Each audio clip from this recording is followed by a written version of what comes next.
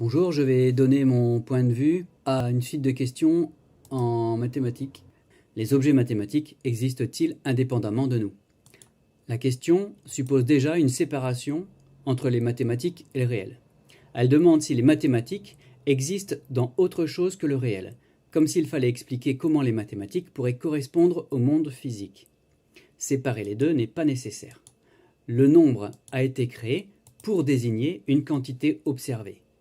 Donner le nom de 2 à un ensemble de deux objets côte à côte ne crée pas une chose en plus que ces deux objets. On donne simplement un nom à une quantité composée de deux éléments. Le nombre n'est donc pas une chose ajoutée au réel, il est la description du réel. Le symbole 7 n'est pas un objet mystérieux ailleurs que dans le réel. Il nous permet juste de désigner des groupes qui ont la même quantité d'éléments. Demander si 7 existe ailleurs que dans le réel, c'est ne pas comprendre qu'il est un langage qui décrit le réel. Par exemple, le mot arbre n'a pas besoin d'exister indépendamment des arbres. Le mot arbre permet juste de décrire ce qu'est un arbre. De même que le nombre n'a pas besoin d'exister comme objet séparé pour décrire une quantité réelle. Les mathématiques ne découvrent donc pas un monde abstrait préexistant.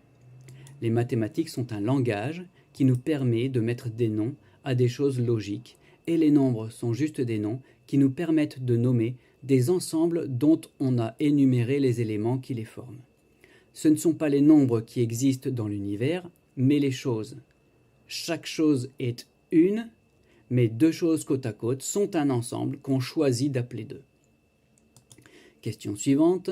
Pourquoi certaines propositions mathématiques sont-elles vraies indépendamment de l'expérience? La question suppose que les vérités mathématiques existeraient indépendamment du réel. Elle demande pourquoi une proposition comme 7 plus 7 égale 14 serait vraie même sans avoir besoin d'observer des objets.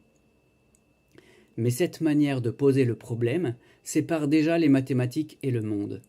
La proposition 7 plus 7 égale 14 n'est pas vraie parce qu'il existerait quelque part un objet appelé 14, elle est vraie parce qu'elle décrit une relation entre les quantités. Si j'ai un groupe de 7 objets et que j'ajoute un autre groupe de 7 objets, j'obtiens un ensemble composé de 14 objets. Le nombre ne crée pas cette quantité, il sert seulement à la désigner. La vérité mathématique vient donc du fait que certaines relations se conservent. Une chose reste une chose, deux choses restent deux choses. Une quantité ajoutée à une autre quantité produit une nouvelle quantité qui conserve les éléments qui la composent. Les mathématiques décrivent ces relations stables. Dans un univers où les quantités pourraient changer sans raison, où les objets pourraient disparaître ou apparaître sans relation avec ce qui les précède, nos mathématiques ne fonctionneraient plus. Dans ces conditions, les mathématiques seraient simplement un langage qui serait observé de façon étrange par les habitants de cet univers. Les propositions mathématiques ne sont donc pas vraies indépendamment de toute réalité. Elles sont vraies parce qu'elles décrivent correctement des relations qui restent stables dans le réel. Certaines propositions mathématiques sont vraies indépendamment de l'expérience parce qu'on appelle vrai ce qu'on trouve logique, c'est-à-dire ce qui correspond à ce qu'on observe et que les mathématiques sont fabriquées à partir du réel. Troisième question. Comment expliquer la créativité mathématique et l'apparition de concepts jamais observés? La question suppose que si les mathématiques peuvent créer des objets qui n'ont jamais été observés, alors ces objets doivent venir d'une réalité indépendante. Mais cela confond création d'une idée et création d'une chose. Un langage peut permettre de construire des phrases qui n'ont jamais été prononcées. Cela ne signifie pas que ces phrases existaient ailleurs. Elles sont simplement produites à partir des règles du langage. Les mathématiques fonctionnent de la même manière. À partir de quelques relations observées dans le réel, nous pouvons explorer toutes les conséquences possibles de ces relations. Nous pouvons imaginer des formes, des nombres ou des structures qui n'existent pas directement dans la nature. Mais ces constructions viennent toujours d'un langage dont les bases ont été construites à partir du réel. Par exemple, nous pouvons imaginer un triangle qui n'existe nulle part dans la nature. Mais l'idée de triangle vient de notre capacité à reconnaître des formes, à reconnaître des lignes, des angles. La nouveauté mathématique ne prouve donc pas que les mathématiques viennent d'un monde extérieur, elle montre seulement qu'un langage peut produire de nouvelles descriptions à partir de règles déjà établies. Les mathématiques peuvent aller plus loin que l'observation, mais elles partent bien du réel. Question suivante. Pourquoi certaines branches des mathématiques semblent-elles ne pas avoir d'application physique? La question suppose que si une partie des mathématiques ne décrit rien dans le monde physique, alors elle serait séparée du réel. Mais les mathématiques ne sont qu'un langage des choses logiques qu'on a constatées dans le réel. Organiser ces observations autrement tombe parfois sur quelque chose qui existe, quelquefois non, puisque justement on n'a pas d'intention de relater le réel quand on explore les mathématiques. L'absence d'application connue ne signifie pas l'absence de lien. Une structure mathématique peut très bien être créée avant qu'on trouve une correspondance avec le réel. Elle peut aussi très bien ne jamais arriver. Les mathématiques explorent les conséquences possibles des éventuelles relations. Certaines de ces éventualités correspondent directement à des phénomènes physiques, d'autres restent simplement des constructions logiques.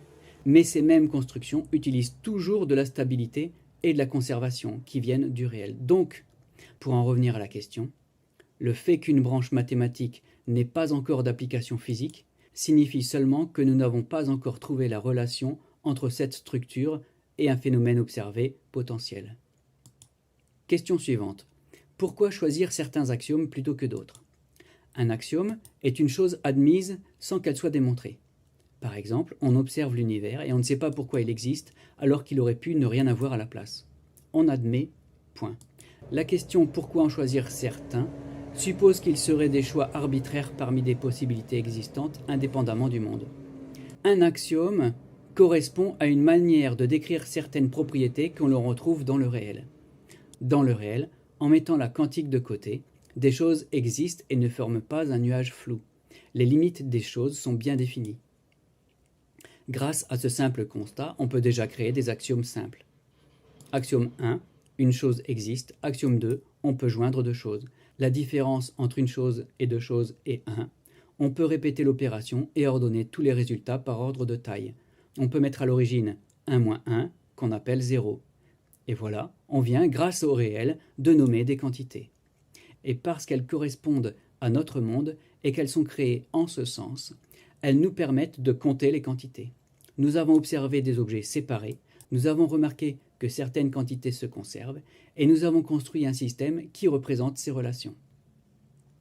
Dans un univers où les relations entre les choses seraient différentes, d'autres axiomes pourraient être différents. Le choix des axiomes dépend donc de ce que l'on cherche à décrire. La question « Pourquoi ces axiomes existent-ils plutôt que d'autres ?» devient alors « Quelles propriétés du réel ces axiomes permettent-ils de représenter ?» Les axiomes ne sont pas des vérités posées avant le monde, ils sont des outils construits pour décrire certaines régularités du monde. Question suivante. Pourquoi les démonstrations mathématiques produisent-elles une certitude? La question suppose qu'une démonstration crée une vérité à partir de symboles. Mais la démonstration mathématique applique des règles qui viennent de propriétés stables du réel, c'est-à-dire la stabilité et la conservation.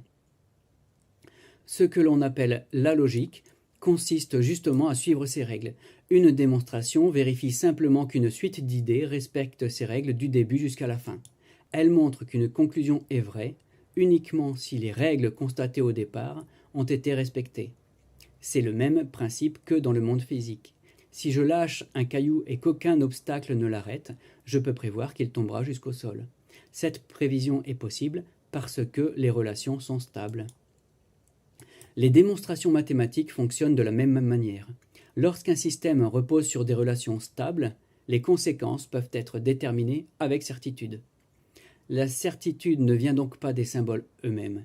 Elle vient du fait que les règles appliquées restent les mêmes tout au long du raisonnement. Merci.